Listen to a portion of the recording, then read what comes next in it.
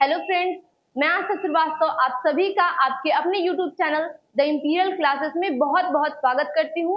जैसा कि आप लोग जानते होंगे, आज से हम लोग घटना चक्र का सीरीज स्टार्ट कर रहे हैं और मैं हिस्ट्री पढ़ाऊंगी।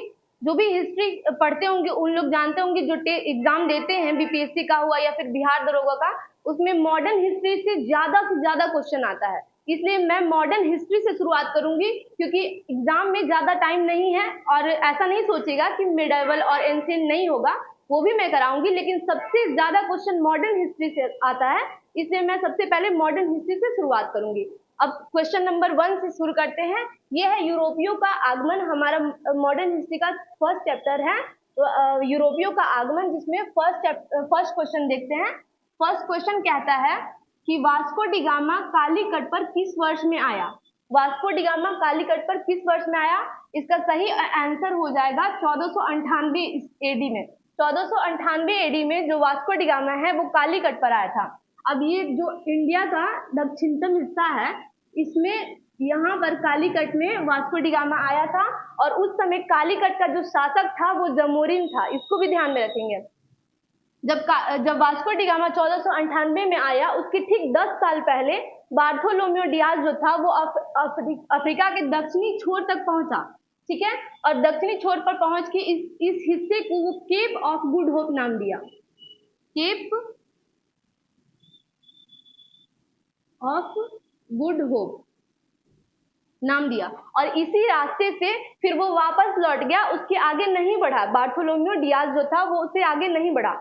फिर इसके 10 साल बाद 1498 में 17 मई या 20 मई, कहीं कहीं लिखा रहता है, इसको ध्यान में रखेंगे, 17 मई या 20 मई 1498 को वास्को डी गामा इसी रास्ते से होते हुए, केप ऑफ गुड होप के रास्ते से होते हुए ये कालीकट पहुंचा, जहां पे शासक जमोरिन था। और इसका हेल्प कौन किया था पहुंचने में? गुजरात का एक नाविक था जिसका नाम था अहमद इब्न मजीद। वो उसको हेल्प किया यहाँ कालीकट पहुंचने में, और कालीकट का शासक जमोरिन ने उसका स्वागत किया। किसी किसी बुक में लिखा है कि उसका स्वागत नहीं किया, बट ऐसे देखा जाता है कि उसका स्वागत किया था जमोरिन। ठीक है, अब इसका एक्सप्लेनेशन देखते हैं। ये कहता है कि मध्यकाल में सर्वप्रथम भारत से संबंध स्थापित करने वाले पुर्तगीज थे। प्रथम Portuguese Vasco D gamma Bharat के पश्चिमी तट पर, ये पश्चिमी तट है, आप सभी जानते होंगे, ये पूर्वी तट है। ठीक है, पश्चिमी तट पर स्थित बंदरगाह कालीकट पर 20 मई 1498 को, या 17 मई भी कहीं कहीं लिखा रहता है, 17 मई 1498 को पहुंचा। उसने यहाँ पहुंचकर भारत के नए समुद्री मार्ग की खोज की। कालीकट के तत्कालीन शासक जमोरिन, हम लोग देख चुके हैं कालीकट का उस समय शासक जमोरिन था, ने वास्को डी गामा का स्वागत किया। पुर्तगाली व्यापारियों ने भारत में कालीकट, गोवा, दमन, दीव एवं हुगली, इन सब नामों को अच्छे से याद रखेंगे, क्योंकि जो पुर्तगाली आए वो कालीकट में, भारत में कहाँ कहाँ अपना ये फैक्ट्री स्थापित किए थे, वो कालीकट में, गोवा में, दमन में, दीव में और हुगली में, इसको ध्यान में रखेंगे, कि बंदरगाहों में अपनी व्यापारिक कोठियां स्थापित की। देखिए, जो भी यूरोपीय भारत आ रहे थे वो व्यापार करने के लिए आ रहे थे, या फिर ईसाई धर्म का प्रचार करने के लिए आ रहे थे। ठीक है, तो व्यापारिक कोठियां जब व्यापार करने के लिए आ रहे हैं तो वो व्यापारिक कोठी जरूर खोलेंगे यहाँ पर। तो वो क्या किए, कालीकट, गोवा, दमन, दीव, हुगली में व्यापारिक कोठी खोल दिए। 1505 ईस्वी में फ्रांसिस्को द अल्मीडा, इस नाम को ध्यान में रखेंगे, भारत में प्रथम पुर्तगाली वायसराय एवं गवर्नर बनकर आया। अब जब पुर्तगाली भारत में आ गए हैं तो उसका अच्छे से देखभाल, उसको संचालन करने के लिए कोई एक वायसराय लाया गया, जिसमें प्रथम वायसराय 1505 में फ्रांसिस्को द अल्मीडा आया। ठीक है, ये भारत में प्रथम पुर्तगाली वायसराय और गवर्नर बनकर आया। व्यापारिक हितों के परिप्रेक्ष्य में हिंद महासागर में प्रभुत्व स्थापित करने के लिए अल्मीडा ने ब्लू वाटर पॉलिसी अर्थात नीला जल नीति का प्रतिपादन किया। ये कौन किया था? ब्लू वाटर पॉलिसी या नीला जल का प्रतिपादन किया था अल्मीडा ने, फ्रांसिस्को द अल्मीडा, जो प्रथम पुर्तगाली वायसराय था, और कब आया था? 1505 में। इसको ध्यान में रखेंगे। नेक्स्ट क्वेश्चन देखते हैं, क्वेश्चन नंबर 2।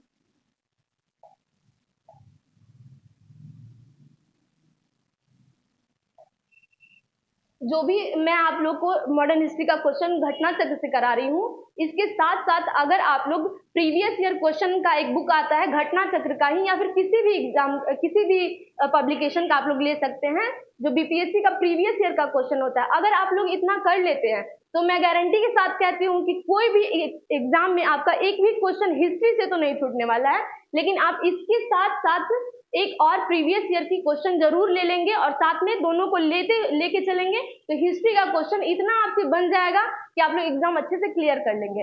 नेक्स्ट क्वेश्चन देखिए, question number second. Question number second कहता है कि निम्न में से कौन नीला जल योजना ब्लू वाटर नीति से संबंधित है। तो पिछले क्वेश्चन के एक्सप्लेनेशन में हम लोग देख चुके हैं कि ब्लू वाटर पॉलिसी या नीला जल योजना से फ्रांसिस्को द अल्मीडा संबंधित है।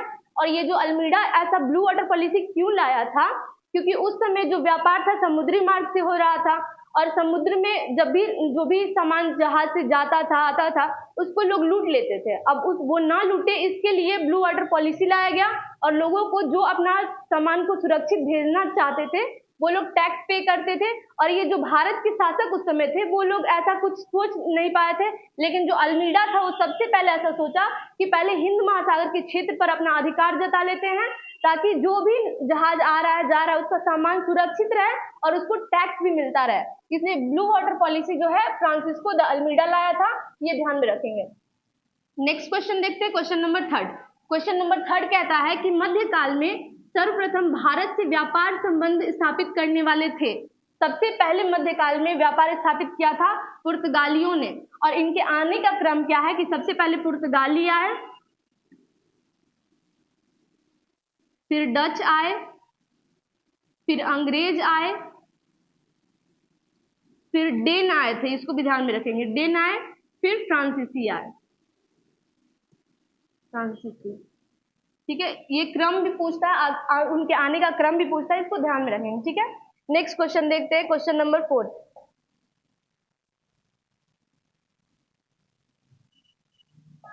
हमारा क्वेश्चन नंबर 4 कहता है कि वास्को डिगामा, जो कि हम सभी जानते हैं पुर्तगाली था, वास्को डिगामा भारत कब आया था? ये इसका आंसर हम लोग पिछले क्वेश्चन में देख चुके हैं।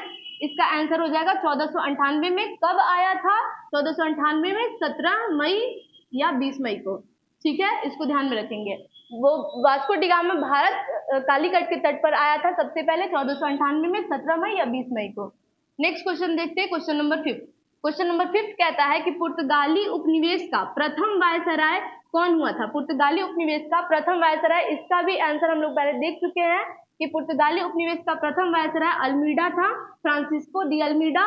ये 1505 में आया था और इसी ने ब्लू वाटर पॉलिसी, नीला जल नीति लाया था। इसको भी ध्यान में रखेंगे। नेक्स्ट क्वेश्चन देखते हैं।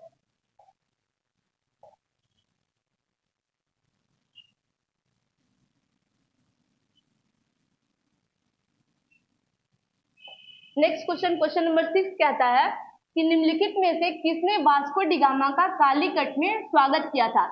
हम लोग इस क्वेश्चन का भी आंसर देख चुके हैं कि जब वास्को डिगामा कालीकट आया था 1498 में, उस समय वहां का शासक जमोरिन था और जमोरिन ने ही उसका स्वागत किया था और उसको हेल्प किया था वास्को डिगामा को आने में। यहाँ पे गुजरात का नाविक था अहमद इब्न मजीद। लेकिन इसका वास्को डिगामा में कालीकट में स्वागत, वास्को डिगामा का कालीकट में स्वागत किसने किया था ये पूछ रहा है, तो इसका आंसर हो जाएगा जमोरिन। जमोरिन जो था वो कालीकट का उस समय शासक था, तत्कालीन शासक था। इसको ध्यान में रखेंगे। नेक्स्ट क्वेश्चन देखते हैं, क्वेश्चन नंबर 7।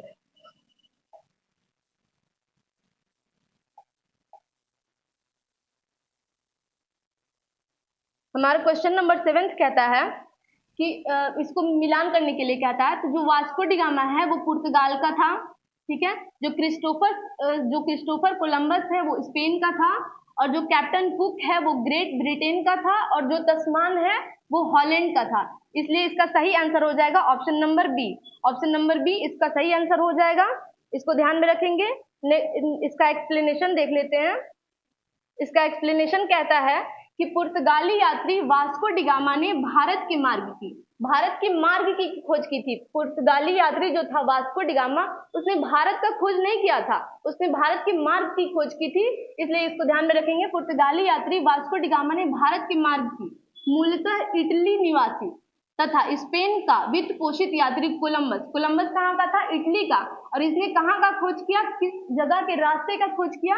तो अमेरिका का। ये पहले भारत की खोज के लिए निकला था, परंतु इसने अपना दिशा बदल दिया गलती से और ये जाके अमेरिका का खोज निकाला, अमेरिका का रास्ता का खोज निकाला। और जो ब्रिटेन का कैप्टन कुक है, इसने ऑस्ट्रेलिया का खोज किया और जो हॉलैंड का तस्मान है, तस्मान कहाँ का रहने वाला था? हॉलैंड का। ये इसने वान डीमन्स लैंड, जिसको वर्तमान तस्मानिया कहते हैं, तथा न्यूजीलैंड का खोज किया था इसने तस्मान ने, ठीक है। और तस्मान कहाँ का था? हॉलैंड का था। नेक्स्ट क्वेश्चन देखते हैं, क्वेश्चन नंबर 8। क्वेश्चन नंबर 8 कहता है कि निम्नलिखित में से कौन भारत आने वाला यात्री पुर्तगाल देश का नहीं था? ठीक है, पुर्तगाल देश का नहीं था पूछ रहा है।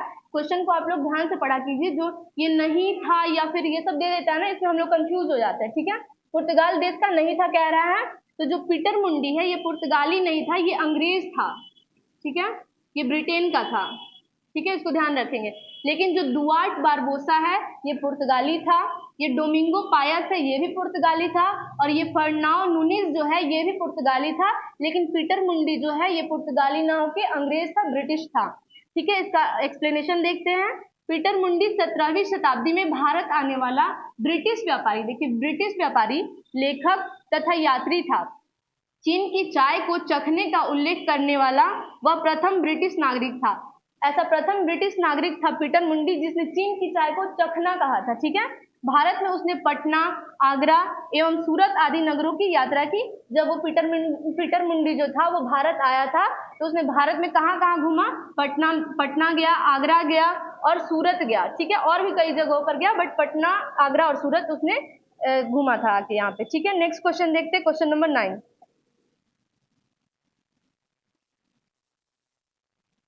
हमारा क्वेश्चन नंबर 9 कहता है कि भारत में पुर्तगाली शक्ति का वास्तविक संस्थापक किसे कहा जाता है? पुर्तगाली शक्ति का वास्तविक संस्थापक किसे कहा जाता है? तो ऑप्शन दिया है, इसका सही आंसर जो हो जाएगा ये हो जाएगा अल्बुकर्क को, ठीक है। जो इसका सही आंसर हो जाएगा अल्बुकर्क को पुर्तगाली शक्ति का वास्तविक संस्थापक कहा जाता है।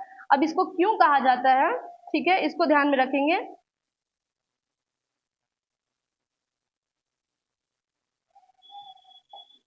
अल्बुकर्क को पुर्तगाली शक्ति का वास्तविक संस्थापक कहा जाता है क्योंकि भारत में पुर्तगाली शक्ति का वास्तविक संस्थापक अल्बुकर्क 1509 से 1515 ईस्वी था। इसने भारत में प्रादेशिक शक्ति के रूप में पुर्तगाली राज्य की स्थापना की।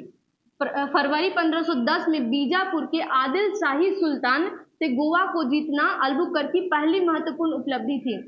जो अल्मीडा था, फ्रांसिस्को डी अल्मीडा, वो यहाँ आया और जो पहला पुर्तगाली शासक था, वो वायसराय था, वो यहाँ आया और उसने ब्लू वाटर पॉलिसी जरूर लाई, लेकिन उससे भी ज्यादा बड़ा काम किया अल्बुकर्क ने। क्या किया कि फरवरी 1510 में उसने बीजापुर के आदिल शाह से गोवा को छीनकर अपने कब्जे में कर लिया। तो जब यहाँ आके यहाँ का ही क्षेत्र अपने हिस्से में ला रहा है वो, इसलिए उसको वास्तविक संस्थापक कहा जाता है अल्बुकर्क को। और ये जो पूरा क्षेत्र था, इस पश्चिमी छोर जो था, यहाँ पे पूरा इसका इन लोग का पुर्तगालियों का अधिकार हो गया, ठीक है, इसलिए इसको वास्तविक संस्थापक कहा जाता है। गोवा की विजय ने दक्षिण पश्चिम समुद्र तट पर पुर्तगाली नौसैनिक प्रभुत्व पर मुहर लगा दी, इसीलिए इसको कहा जाता है, क्योंकि दक्षिण पश्चिम जो क्षेत्र था भारत का, उसमें पुर्तगालियों का अच्छे से वर्चस्व हो गया, ठीक है।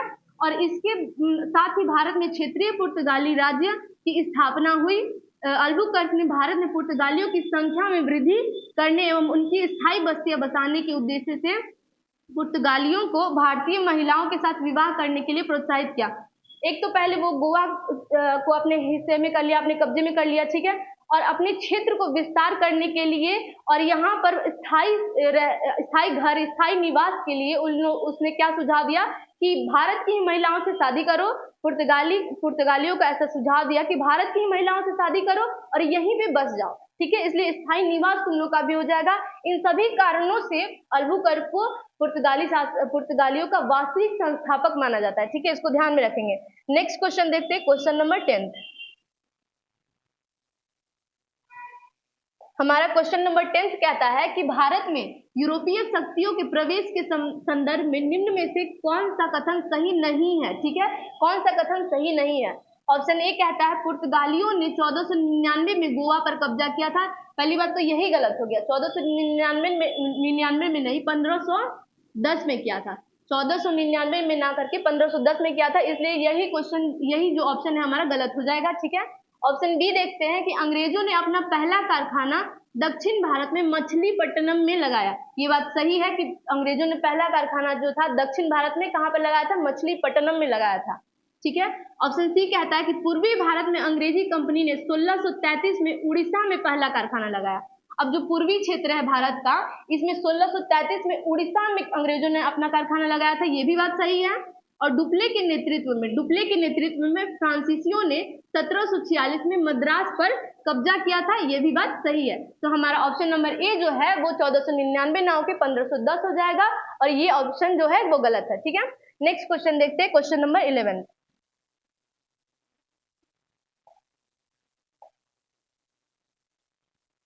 हमारा क्वेश्चन नंबर 11 कहता है कि पुर्तगालियों ने भारत में निम्नलिखित में से किस स्थान पर प्रथम दुर्ग का निर्माण किया था। पुर्तगालियों ने निम्नलिखित में से भारत में किस स्थान पर प्रथम दुर्ग का निर्माण किया था। ठीक है, तो हमारा सही आंसर हो जाएगा कोचिन। कोचिन कहाँ है? केरल में है। ठीक है, केरल के कोचिन में इन्होंने सबसे पहले अपना दुर्ग का स्थापना किया था। और ये क्या है ऑप्शन, इसका वर्णन देख लेते हैं क्या किया गया है। कि पुर्तगालियों के भारत में प्रथम यूरोपीय दुर्ग भी इसको कहते हैं, कि भारत में प्रथम यूरोपीय दुर्ग भी कोचिन केरल में है। और इसका प्रथम दुर्ग भारत में का निर्माण अल्फांसो द अल्बुकर्क, इस समय वो वायसराय या गवर्नर नहीं था यहाँ का, लेकिन उसने अल्फांसो द अल्बुकर्क ने ही 1503 में कोचिन में कराया था प्रथम दुर्ग का निर्माण पुर्तगालियों का। ठीक है, नेक्स्ट क्वेश्चन देखते हैं, क्वेश्चन नंबर 12। हमारा क्वेश्चन नंबर 12 कहता है कि किन यूरोपियों ने भारत में प्रथमतः सामुद्रिक व्यापारिक केंद्र स्थापित किए। तो इसका सही आंसर हो जाएगा पुर्तगाली। हम लोग देख चुके हैं कि जो फ्रांसिस्को द अल्मीडा था, उसी ने हिंद महासागर क्षेत्र में ब्लू वाटर पॉलिसी या नीला जल नीति लाया था। ठीक है, तो इसीलिए इसको सामुद्रिक व्यापारिक केंद्र स्थापित किया था। तो पुर्तगालियों ने किया था, किसने स्टार्ट किया था? फ्रांसिस्को डी अल्मीडा ने। ठीक है, नेक्स्ट क्वेश्चन देखते हैं।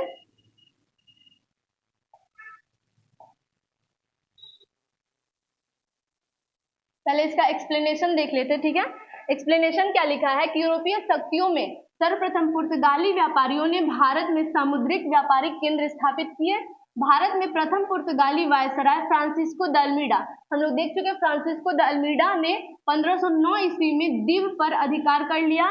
दीव पर अधिकार के साथ ही पुर्तगाली हिंद महासागर में सबसे अधिक शक्तिशाली हो गए, और पुर्तगालियों के हाथ में ही एक तरह से हिंद महासागर का जितना भी क्षेत्र था वो इनके कब्जे में आ गया था। ब्लू वाटर पॉलिसी लाने के बाद इन लोग जो जितने भी टैक्स होते थे वो सब इनको मिलते थे, इसलिए जो हिंद महासागर क्षेत्र में सबसे अधिक शक्तिशाली पुर्तगाली हो गए थे। उस समय पे पुर्तगालियों ने हिंद महासागर से होने वाले व्यापार पर एकाधिपत्य स्थापित कर लिया तथा यहाँ से गुजरने वाले अन्य जहाजों से कर की वसूली की। मैं बार बार यही बात बता रही हूँ कि कर की वसूली करने के लिए, ताकि वहां पे जो भी जहाज आ रहा है जा रहा है उसका लूटपाट ना हो, इसके लिए blue water policy Francisco de Almeida लाया था। इसीलिए समुद्री क्षेत्र में सबसे पहला व्यापारिक केंद्र स्थापित करने वाला या फिर वर्चस्व स्थापित करने वाला पुर्तगाली थे। ठीक है, इसको ध्यान रखेंगे। नेक्स्ट क्वेश्चन देखते हैं, क्वेश्चन नंबर 13। क्वेश्चन नंबर 13 कहता है कि बंगाल की निम्नलिखित फैक्ट्रियों में से कौन से एक जो पुर्तगालियों द्वारा स्थापित की गई थी वह कौन थी। बंगाल की निम्नलिखित फैक्ट्रियों में से, ये सारे बंगाल में फैक्ट्री है, ठीक है, लेकिन कह रहा है कि इनमें से एक जो पुर्तगालियों द्वारा स्थापित की गई थी वह कौन थी। तो ये थी हुगली। हुगली भी बंगाल में है, बांदेल भी बंगाल में, चिंसूरा भी है, श्रीरामपुर भी है, लेकिन जो पुर्तगालियों द्वारा स्थापित किया गया था बंगाल में वो था हुगली। ठीक है, अब इसका एक्सप्लेनेशन देखते हैं। एक्सप्लेनेशन कहता है कि पुर्तगाली गवर्नर नीनो डी कुन्हा जो 1529 से 38 तक था, ठीक है, ने मद्रास के निकट सेनथोमी और बंगाल में हुगली में पुर्तगाली बस्तियां स्थापित कर भारत के पूर्वी समुद्री तट की ओर पुर्तगाली वाणिज्य का विस्तार किया। 1534 ईस्वी में पुर्तगालियों ने बंगाल के शासक गियासुद्दीन महमूद से सतगांव और चटगांव में अपनी फैक्ट्रियां स्थापित करने की अनुमति प्राप्त की। उस समय जो बंगाल का शासक था वो गियासुद्दीन महमूद शाह था। ठीक है, उससे इन्हीं से पुर्तगालियों ने बंगाल के सतगांव और चटगांव में अपनी फैक्ट्रियां स्थापित करने की मांग किया था। ठीक है, अनुमति प्राप्त कर ली थी। इसके बाद संपूर्ण बंगाल में अनेक पुर्तगाली बस्तियों की स्थापना की गई। चटगांव, जिसे पुर्तगाली महान बंदरगाह के रूप में अभिहित करते थे, उनके द्वारा प्रयुक्त किया जाता रहा, किंतु 16वीं सदी में सतगांव का पतन हो गया और उसका स्थान हुगली ने ले लिया। सतगांव एकदम उछला स्थान उसको प्राप्त था, लेकिन सतगांव का पतन होने के बाद हुगली को वो स्थान प्राप्त हो गया और हुगली का वर्चस्व बढ़ गया। ठीक है, चिंसूरा में डचों ने गुस्तावुस किले का निर्माण कराया। श्रीरामपुर डेनिस का प्रमुख केंद्र था। ये पुर्तगाल का पूछा था, लेकिन चिंसूरा में किसने कराया था? डचों ने। ठीक है, गुस्तावुस किले का। और श्रीरामपुर में किसने कराया था? डेनिस ने। ठीक है, उन लोगों का प्रमुख केंद्र था। ठीक है, नेक्स्ट क्वेश्चन देखते हैं। Question number 14। क्वेश्चन नंबर 14 कहता है कि पांडिचेरी, वर्तमान पुदुचेरी जिसको हम लोग बोलते हैं, के संदर्भ में निम्नलिखित कथनों पर विचार कीजिए। विचार करने के लिए कह रहा है और कह रहा है कि उपर्युक्त में से कौन सा कथन सही है या है। ठीक है, ऑप्शन इसका सही हो जाएगा केवल एक। इसमें क्या है? ऑप्शन 1 में क्या कह रहा है कि पांडिचेरी पर कब्जा करने वाली पहली यूरोपीय शक्ति पुर्तगाली थे। ये बात सही है कि जो पांडिचेरी था उस पर कब्जा करने वाला पहली यूरोपीय शक्ति जो थे वो पुर्तगाली थे। ऑप्शन जो 2 कह रहा है कि पांडिचेरी पर कब्जा करने वाली दूसरी यूरोपीय शक्ति फ्रांसीसी थे। ये गलत है। अंग्रेजों ने कभी पुदुचेरी पर कब्जा नहीं किया, ये भी गलत है, क्योंकि किया था उसने। ठीक है, और इसका एक्सप्लेनेशन देखते हैं कि पांडिचेरी में सर्वप्रथम पुर्तगालियों ने अपना उपनिवेश स्थापित किया था। ये बात तो ऑप्शन ए में दिया हुआ है कि ये सही है। ठीक है, पांडिचेरी में इसके बाद डेन्स और डचों ने अपनी व्यापारिक कोठियां स्थापित की थी। और यहाँ क्या कह रहा है कि फ्रांसीसियों ने, ये बिल्कुल गलत है। फ्रांसीसियों ने पांडिचेरी पर पुर्तगालियों के बाद फ्रांसीसियों ने ना करके डचों और डेन्स और डचों ने किया था। ठीक है, जिसके बाद 1673 ईस्वी में फ्रांसीसियों ने यहाँ अपनी बस्ती स्थापित की। अंग्रेजों ने भी पांडिचेरी पर, यहाँ पे कह रहा है कि पांडिचेरी पर अंग्रेजों ने कभी कब्जा नहीं किया, ये बिल्कुल गलत है। अंग्रेजों ने भी पांडिचेरी पर 1793 ईस्वी में कब्जा कर लिया और फिर 1814 ईस्वी में हुई पेरिस की संधि, इसको भी ध्यान में रखेंगे। पेरिस की संधि कब हुई थी? 1814 ईस्वी में, के तहत इसे फ्रांस को सौंप दिया। इस प्रकार केवल प्रश्न एक सही है। तो जो ये प्रश्न एक कह रहा है कि पांडिचेरी पर कब्जा करने वाले पहले यूरोपीय थे वो पुर्तगाली थे, इसका ये आंसर सही हो जाता है। ठीक है, नेक्स्ट क्वेश्चन देखते हैं।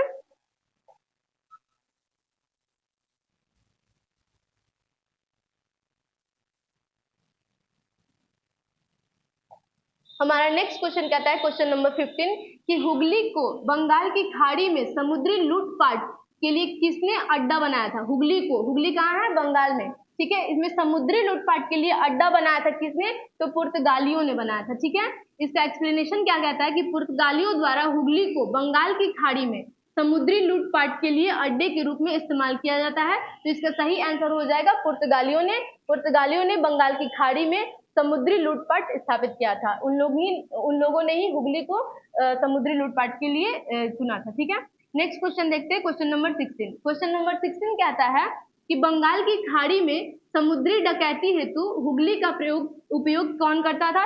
ये पहला क्वेश्चन हम लोग देख चुके हैं। यही सेम क्वेश्चन दिया है कि बंगाल की खाड़ी में समुद्री डकैती हेतु हुगली का उपयोग कौन करता था? तो ये करते थे पुर्तगाली। नेक्स्ट क्वेश्चन देखते हैं, क्वेश्चन नंबर 17।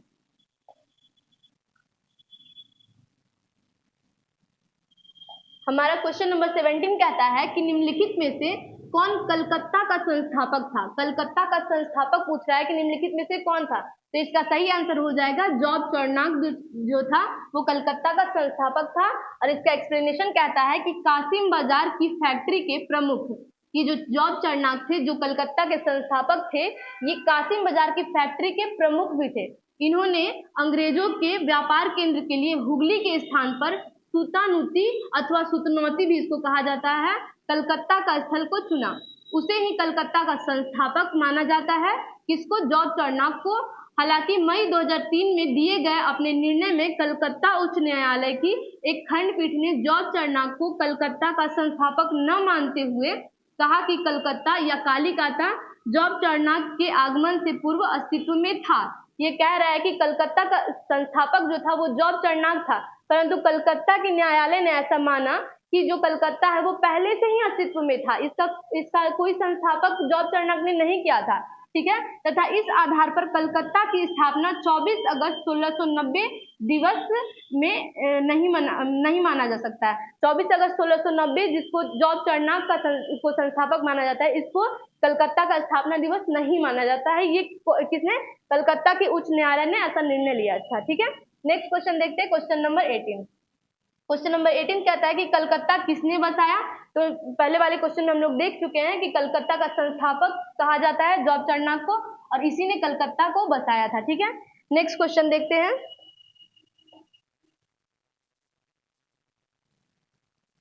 हमारा नेक्स्ट क्वेश्चन, क्वेश्चन नंबर 19 कहता है कि निम्न में से किस स्थान पर भारत में प्रथम नगर निगम स्थापित किया गया था।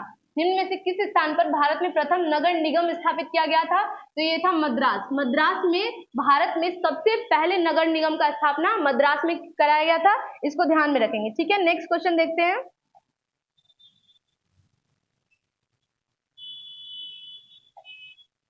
इसका एक्सप्लेनेशन देखते हैं। आधुनिक भारत में पहला नगर निगम 1688 ईस्वी में मद्रास के पूर्व प्रेसिडेंसी शहर में स्थापित किया गया था, और ये भी याद रख लेंगे कि कब किया गया था, 1688 में मद्रास में पहली बार नगर निगम का स्थापना किया गया था। ठीक है, नेक्स्ट क्वेश्चन देखते हैं, क्वेश्चन नंबर 20। क्वेश्चन नंबर 20 कहता है कि भारत के साथ व्यापार के लिए सर्वप्रथम संयुक्त पूंजी कंपनी किन लोगों ने आरंभ की थी। संयुक्त पूंजी कंपनी पूछ रहा है कि किन लोगों ने आरंभ की थी, तो इसका सही आंसर हो जाएगा डच।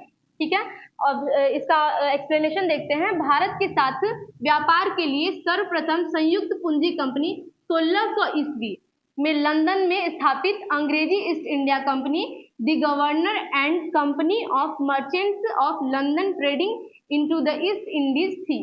इसके बाद 1602 ईस्वी में डच हॉलैंड संसद द्वारा पारित प्रस्ताव से एक संयुक्त डच ईस्ट इंडिया कंपनी की स्थापना हुई।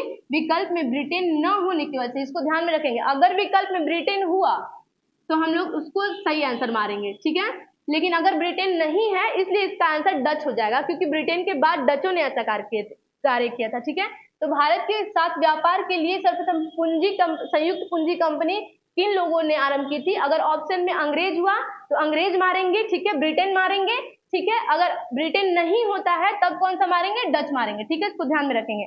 नेक्स्ट क्वेश्चन देखते हैं, क्वेश्चन नंबर 21। क्वेश्चन नंबर 21 कहता है कि निम्नलिखित कथनों में से कौन सा एक सही है। इसमें पूछ रहा है कि कौन सा एक सही है, तो हमारा जो सही आंसर हो जाएगा ऑप्शन ए कहता है कि आधुनिक कोच्चि भारत के स्वतंत्रता तक डच उपनिवेश था। ये गलत है। ठीक है, आधुनिक कोच्चि पहले डच उपनिवेश था जिस पर बाद में पुर्तगालियों का अधिकार हो गया, ये भी गलत है। आधुनिक कोच्चि कभी भी ब्रिटिश उपनिवेश का भाग नहीं था, ये भी गलत है, क्योंकि था, ब्रिटिश उपनिवेश का भाग था आधुनिक कोच्चि। लेकिन जो बी ऑप्शन है, डचों ने पुर्तगालियों को पराजित किया और आधुनिक कोच्चि में उन्होंने फोर्ट विलियम्स का निर्माण किया, ये ऑप्शन नंबर बी जो है वो सही हो जाता है। ठीक है, नेक्स्ट क्वेश्चन देखते हैं, क्वेश्चन नंबर 22।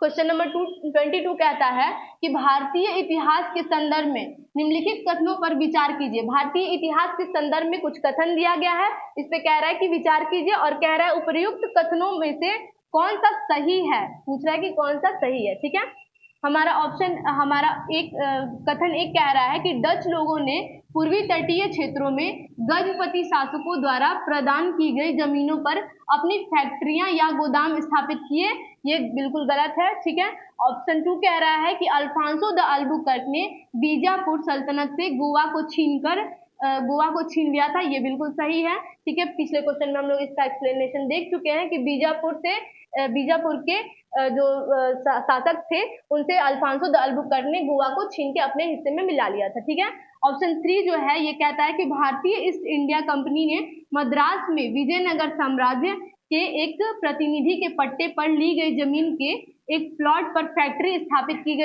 थी। इसका भी आंसर कह रहा है कि सही है। ठीक है, ऑप्शन बी जो है वो हमारा सही हो जाता है। केवल 2 और 3, एक गलत है और बाकी 2 और 3 हमारा सही आंसर हो जाता है। ठीक है, नेक्स्ट क्वेश्चन देखते हैं।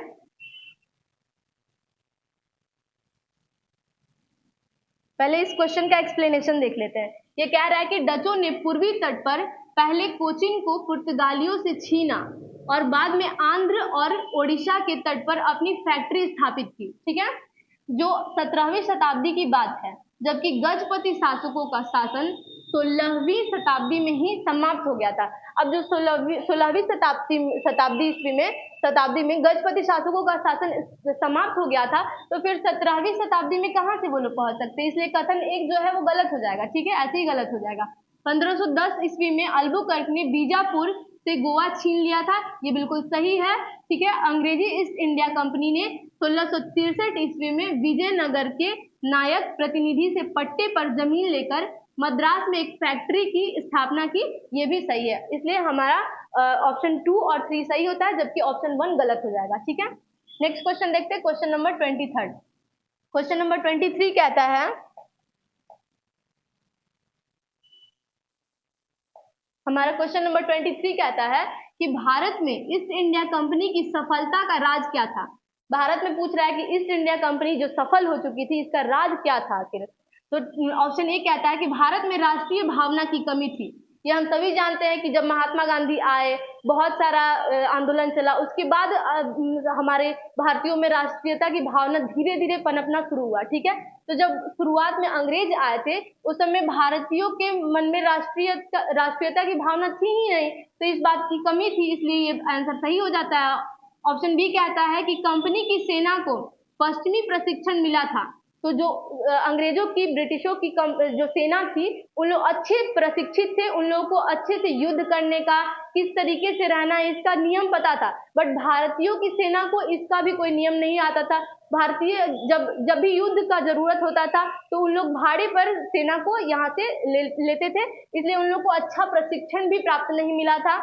ठीक है, तथा उनके पास आधुनिक हथियार थे, अंग्रेजों के पास आधुनिक हथियार भी थे, और यहाँ जो भारतीय सेना थी, उन लोगों के पास आधुनिक हथियार तक नहीं थे, इसलिए ये भी आंसर सही हो जाएगा। ठीक है, हमारा ऑप्शन सी कहता है कि भारतीय सैनिकों में राष्ट्रीय भावना का अभाव था।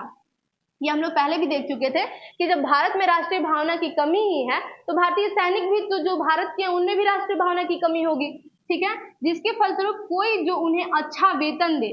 अब हम लोग का क्या है कि हम लोग अच्छे से नहीं रह पा रहे। ठीक है, जो हमें अच्छा वेतन दे रहा है, जो हमें अच्छे से रख रहा है, हम क्या करेंगे, उसकी तरफ झुक जाते हैं। ठीक है, तो उन लोग क्या करते थे कि जो भारतीय सैनिक थे, उनमें राष्ट्रीयता की भावना तो थी ही नहीं, तो जहाँ पे अच्छा वेतन मिल रहा है, अपनी सेवा में लगा सकता था। जो अच्छा वेतन दे रहा है, वो भारतीयों को अपनी तरफ, भारतीय सेना को अपनी तरफ ले लेता था और उसको अपनी ही सेवा में लगा सकता था। इसलिए ये जो तीनों ऑप्शन है, ये सारे सही हैं, क्योंकि भारतीयों में राष्ट्रीयता की भावना भी कम थी। यहाँ पे जो आधुनिक हथियार थे, यहाँ की सेना के पास नहीं था, यहाँ की सेना अच्छे से प्रशिक्षित नहीं थे। तो ये सारे कारण थे जो कि भारत में ईस्ट इंडिया कंपनी की सफलता का राज था। ठीक है, अगर ऐसा होता कि भारतीयों में राष्ट्रीयता की भावना भी अच्छे से है, ठीक है, यहाँ के लोगों के पास अच्छे से आधुनिक हथियार हैं, यहाँ के लोग अच्छे से प्रशिक्षित हैं, तो शायद ऐसा होता कि भारत में ईस्ट इंडिया कंपनी सफलता नहीं प्राप्त कर सकती थी। ठीक है, तो ऑप्शन डी जो है, उपर्युक्त तीनों आंसर जो है हमारा सही हो जाएगा। इसका एक्सप्लेनेशन कहता है कि उपर्युक्त तीनों कारण भारत में ईस्ट इंडिया कंपनी की सफलता में सहायक थे।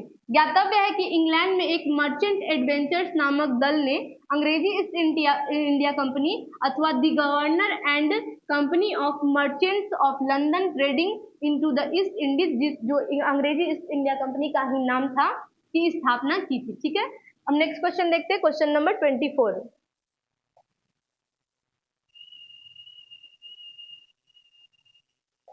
हमारा क्वेश्चन नंबर 24 कहता है कि निम्नलिखित ब्रिटिश कंपनियों में किसे भारत में व्यापार करने का पहला अधिकार पत्र प्राप्त हुआ था। अधिकार पत्र कह रहा है कि ये सारी ब्रिटिश कंपनियां थी। ठीक है, अब इनमें से अधिकार पत्र किसको प्राप्त हुआ था, तो वो इसका आंसर हो जाएगा लीवेंट कंपनी।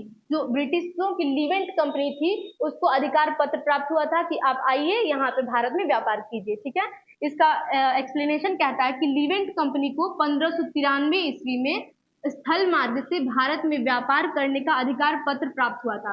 अभी जो वास्को डिगामा आया था या फिर और भी कुछ लोग आए थे, वो जल मार्ग से आए थे, समुद्री मार्ग से आए थे, हिंद महासागर होते हुए, ठीक है। लेकिन जो स्थल मार्ग से व्यापार, भारत में व्यापार करने का अधिकार पत्र प्राप्त हुआ था, वो अंग्रेज की, ब्रिटिशों की ही कंपनी थी, लिवेंट कंपनी, जो कि 1593 में इन लोगों को स्थल मार्ग से भारत में व्यापार करने का अधिकार पत्र प्राप्त हुआ था। 31 दिसंबर 1600 को महारानी एलिजाबेथ प्रथम ने the governor and company of Merchants of London trading into the East Indies को समुद्री मार्ग से ईस्ट इंडीज के साथ व्यापार करने का पहला अधिकार पत्र प्रदान किया था। 1702 ईस्वी में इसने न्यू कंपनी तथा महारानी एनी के साथ मिलकर एक त्रिपक्षीय इकरारनामा किया, जिसके तहत पुरानी कंपनी 7 साल के भीतर खुद को बंद कर देगी, तथा यानी कि लिवेंट कंपनी जो है वो 7 साल के अंदर खुद को बंद कर देगी, तथा 1709 ईस्वी में दोनों कंपनियां मिलकर नए नाम United Company of Merchants of England Trading to the East Indies के रूप में अपने व्यापार को बढ़ाएगी। अब ये दोनों कंपनी जो मिल जाएगी वो फिर इस नाम से अपने व्यापार को बढ़ाएगी, ठीक है। यह कंपनी सामान्यतः ईस्ट इंडिया कंपनी के नाम से प्रसिद्ध हुई। अब ये जो दोनों कंपनी अलग अलग थी, ये दोनों एक ही में मिल गई और ये ईस्ट इंडिया कंपनी के नाम से आगे जानी जाने लगी, ठीक है। नेक्स्ट क्वेश्चन देखते हैं।